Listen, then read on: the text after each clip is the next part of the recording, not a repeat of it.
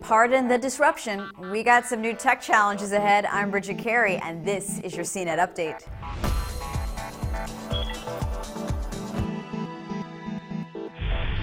Oh, Amazon, just when I think your kingdom couldn't get any larger, you seem to always find a new way to make more money. Well, keeping with the back-to-school season, Amazon now lets students rent textbooks, not just digital books for Kindle. I'm talking real, made-of-trees textbooks. Now, eBay's Half.com already was offering that service, and there's the site bookrenter.com that's been around since 2006, but hey, Amazon's disrupting the game. And Amazon is also taking aim at Zynga with a new game studio dedicated to making social games. It already has its first game playable through Facebook. It's called Living Classics, and you interact with animated illustrations from classic books like The Wizard of Oz and Alice in Wonderland. Amazon's planning on building this department to make more free-to-play games.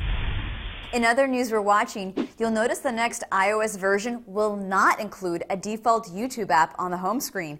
Apple is kicking Google's YouTube app off the iPhone and iPad, and Google is making its own separate app that you'll be able to download.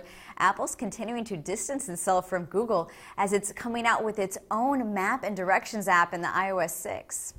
Those that buy the new Windows Phone 8 devices will be able to make in-app purchases. And sorry for those of you with Windows Phone 7.8, you won't be getting the feature.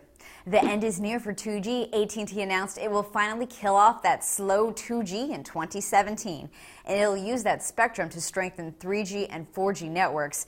And don't forget that AT&T will begin to offer its new shared data plans on August 23rd, but you can still also pick from its old data plan choices. United States Representative Dennis Kucinich has proposed a new bill to put radiation warning labels on cell phones and create a national research program to study the radiation levels in our mobile devices. It's called the Cell Phone Right to Know Act, and it would require the Environmental Protection Agency to chime in on what's the standard amount of radio frequency we should be absorbing. The wireless industry is fighting a similar law now in San Francisco.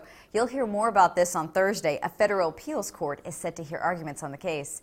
That's your tech news update. For more on the stories mentioned in today's show, you can head on over to cnet.com/update, where you can also find links to subscribe to our newsletter, or just keep yourself updated by following me on Twitter. From our studios in New York, I'm Bridget Carey.